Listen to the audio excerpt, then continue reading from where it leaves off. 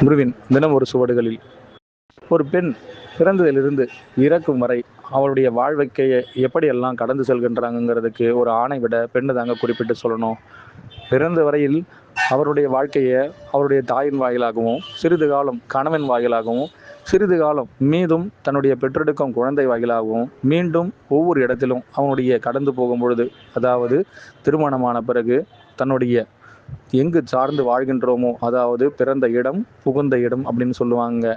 இப்படி ஒவ்வொரு இடத்துலையும் அவங்களுடைய மாற்றத்திற்காகவே ஒவ்வொரு காலகட்டத்திலையும் அவங்களுடைய மாற்றமும் சரி, அவங்களுடைய வாழ்க்கையும் சரி, ஒவ்வொரு இடத்துலையும் எப்படியெல்லாம் அமைத்து கொடுக்கப்பட்டாலும் அதை அவர்கள் ஏற்று அதன்படியே அவர்கள் நடக்கின்றார்கள் எனில் அவர்களின் வாழ்க்கையும் அந்த காலகட்டத்தில் அதை மேம்படுத்தி தான் காட்டியிருக்குங்க.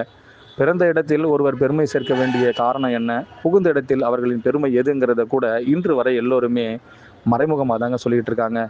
இதனுடைய காராம்சம் யாருக்கெல்லாம் புலப்பட போகுதுங்க?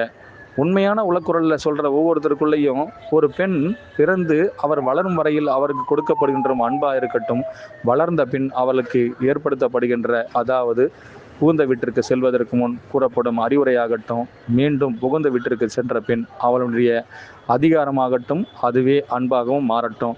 இது எதில் அவள் ஜெயிக்கின்றாளுங்கிறத அவள் அதிகாரத்தை எடுக்கும் பொழுதா, அன்பை முழுமையாக கையாளும் பொழுதான் கூட மீண்டும் ஒரு சுவாரஸ்யமான விஷயத்தை சொல்ல ஆசைப்படுறாங்க. பல பேர் இந்த காலகட்டத்தில் தனி கொடுத்தனும், அதிலும் சில பேர் அவரவரின் எண்ணத்தின்படி எப்படியெல்லாம் வாழ வேண்டும் என்பதை தனக்கே உரிய பாணியில் தன் அதிகாரத்தின் அடிப்படையிலிருந்து தான் எல்லோருமே அவர்களே தன்னை அதிகாரப்படுத்தி கொண்டு அடுத்தவர்களையும் அடிமைப்படுத்தி கொண்டு தான் வாழணும்னு ஆசைப்படுறாங்க. அவரவரின் எண்ணப்படி வாழவே அனைத்து பேருமே ஆசைப்படும் பொழுது இந்த நாகரிக உலகம் என்ற பெயரில் இவர்கள் செய்யும் செயலும் இப்படி தாங்க இருக்குது. ஆனால் ஒரு காலத்தில் இதையெல்லாம் எதற்காக வரையறுத்து வாழ்க்கை என்பதன் தத்துவத்தை எப்படியெல்லாம் இவர்களுக்குள் போதித்து அனுப்பினார்களோ, அதில் அவர்கள் வெற்றி கண்ட பெண்களாக இருந்தால் மீண்டும் அவர்களின் வாழ்க்கை நீதிக்குள் அவர்களின் அனுபவமே வாழ்ந்த அனுபவமாய் அனைவருக்கும் சொல்லப்பட்டதுங்க.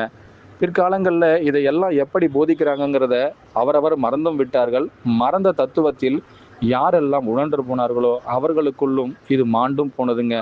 சரி, நிதர்சனத்தை உணர்த்த வந்த ஜாம்பவான்கள்லாம் இதில் எப்படி உருகொடுக்க ஆசைப்பட்டார்கள் என்பதை கேட்கும் பொழுது, உத்வேக ஞானம் என்ற ஒன்று ஒரு குறிப்பிட்ட காலகட்டத்திற்கு பிறகு மறைக்கப்பட்டு விட்டதுங்க.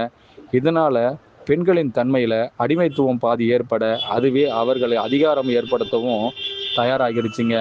உத்வேக ஞானத்தை கொடுத்த ஒவ்வொரு அன்னையருக்கும் அவங்களே தாயாராகவும் அவர்களே அம்பிகையாகவும் அம்மனாகவும் தேவியாகவும் போற்றப்பட்டாங்க.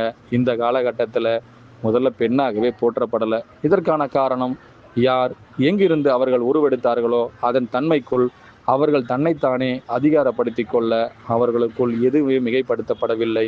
எல்லாமே அவர்களிலிருந்து மறைக்கப்பட்டு விட்டது. நிஜத்தையும் நிரூபிக்கப்பட பல்லாண்டு காலம் போராடிய குருமார்களுக்கு இதுவும் பொய்யான தத்துவமாகவே விளங்கிவிட்டதுங்க.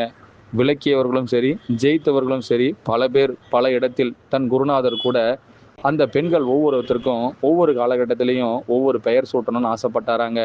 எங்கள் குருநாதரின் இறுதி பட்டறைக்குள் எத்தனை பெண்கள் இடம்பெற்றார்களோ அவர்கள் அனைவருக்குள்ளும் அந்த வாழ்க்கையின் நீதிக்குள் அவர்கள் வாழ முற்பட்டார்களானால் அப்பெண்மணிகள் அனைவருக்குமே அப்பேற்பட்ட பெயரை சூட்டி அழைக்க முதலில் அந்த பெயரின் தத்துவத்தை விளக்கம் கொள்ள ஒவ்வொரு ஆலயத்துக்கும் அழைச்சிட்டு சென்றாராங்க.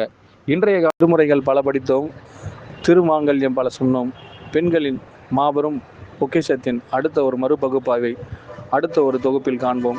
யாருக்கும் தெரியாத ஒவ்வொரு விஷயத்தையும் எங்களுடைய ஊடகத்தின் வாயிலாக ஒவ்வொரு நாளும் மறு ஊடகத்தில் யாரெல்லாம் இதை தெளிவு வேண்டுமோ அவர்கள் எல்லாம் உணர்வீர்களாக. அனைவருக்கும் குருவே சரணம், குருவடி சரணம், திருவடி போற்றிங்க.